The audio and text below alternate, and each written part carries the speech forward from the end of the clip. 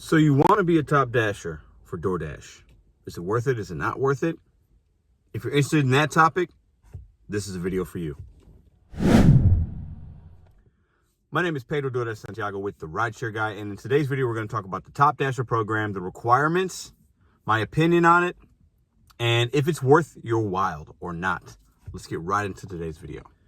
So DoorDash has a program called Top Dasher, and you're eligible to be a Top Dasher and get some benefits. We'll talk about that. There are some requirements. We're going to talk about that in a moment. I'll put some split screens.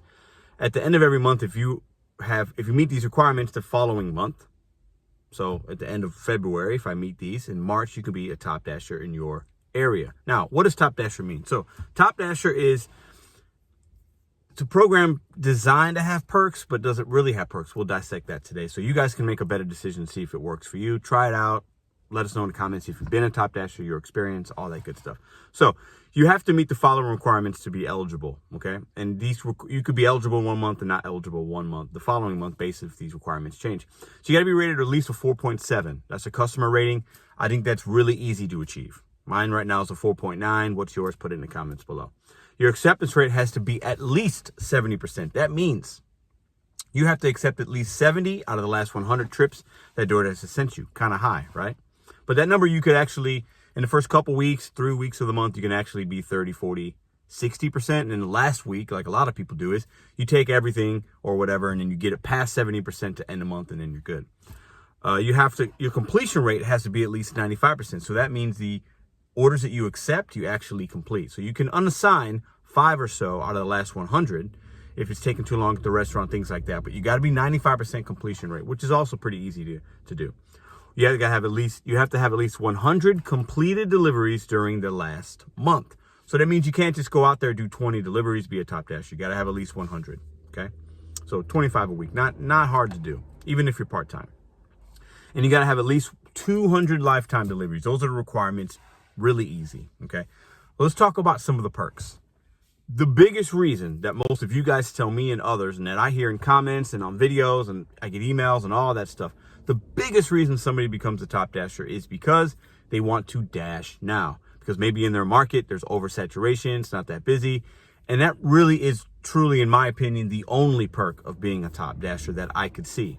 So if you're in a market where you try to turn your DoorDash app on, it's gray, got a schedule, it only gives you a 30-minute spot, an hour spot, whatever.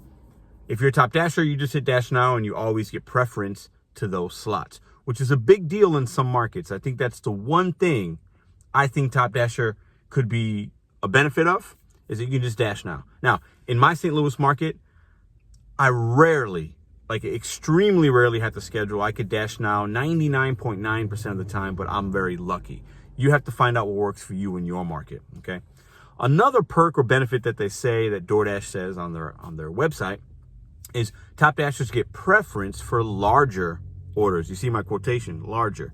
They classify a larger order of $30 or $35 or more. In my opinion, that's not a larger order. It's very easy to spend that amount of money. If you're ordering for yourself and somebody else, and as long as it's not at a fast food joint, and even if it is, you can easily spend that amount of money, and it's not a big order. Now, I've never been a Top Dasher. I'll never be a Top Dasher, because in my market I don't have to be, and I still see very large orders. I've gotten orders for $500. I regularly, on a weekly basis, every day, really, I get orders that are $100 or more. Those are where the good tips could be, $20 tips, things like that. So in my opinion, the larger order thing that they say, I just don't see it at all. But the dashing now is the one thing I could say, and I think many of you would say, is definitely a benefit. Let's dig a little deeper. Now, I want to read you something, and a lot of companies have programs designed to benefit workers, gig workers, employees, whatever, right? Even if it's at a W-2, you do this for me, I'll do this for you. DoorDash wants these orders to be, they want all orders to be taken. They want all customers, they want all the fees from the restaurants and the customers, the $2, $3, $4 orders, the $8 order that a customer did tip a $4 or $5 tip, but it's going 15 miles. They want that delivered. Now, you got to do what you do in your market. My best advice is to learn your market. Can you just dash now? Do you need to be a Top Dasher? Do you not? Try it out, see what works. But at the end of the day, okay, this is from DoorDash. They say, what is a Top Dasher program? The Top Dasher program is our way of recognizing and rewarding the best dashers! ! So they're saying, play on words there. They're saying if you're a top dasher, you're one of the best dashers. That's not necessarily true. You got to make your money, do what's right in your market. I think if I became a top dasher in my area, I would make significantly less, having to keep that 70% threshold of orders. Right now, my acceptance rate is about 22%. It fluctuates from 45 as the highest it's been in the last couple months to as low as like 10.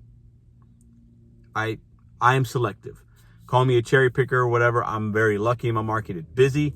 I don't take 2, 3. I rarely take a $4 order unless it's going maybe half a mile. You got to do what works for you in your market. But for me, I see it as not a benefit for somebody if you're in a metropolitan or urban or busy market, because you're going to be taking those orders sometimes. And those are the customers that might give you issues. They might say they never got their food. You can't, it's really difficult to deal with somebody that doesn't respect your time. And I like to deal with customers that tip me. I got to keep my percentage of acceptance rate very low. That's my opinion.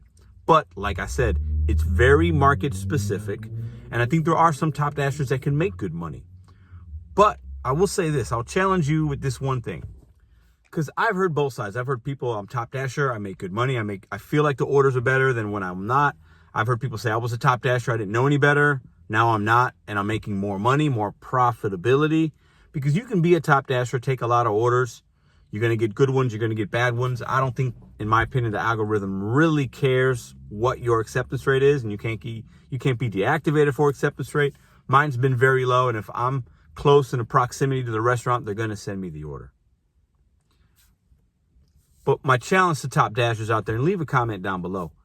Have you done both enough? Are you making $150 a day being a top dasher? But maybe if you were more selective, you could make the same amount of money, but drive less miles, do less orders, and make more profitability. So making $150 as a top dasher, but if you're driving 90 miles or 100 miles, maybe you could make that same amount of money driving 50 miles by being more selective. You have to do your own market research and understand your market, your merchants, and do what works for you. But at the end of the day, I think if you're in a smaller market where you have a struggle and you have to schedule all the time and you can't get on, or you don't schedule because you just do it when you want to and you can't get on and you get very small blocks, maybe you give it a try. If you're in a bigger area where you can always just dash now, I see Top Dasher as not a benefit. What do you guys think? Put it in the comments down below. And if you're interested in signing up for DoorDash, check the links down below and let us know if you have any questions. Check the emails, put the comments down. You can always check out my channel for daily content. See you guys in the next video.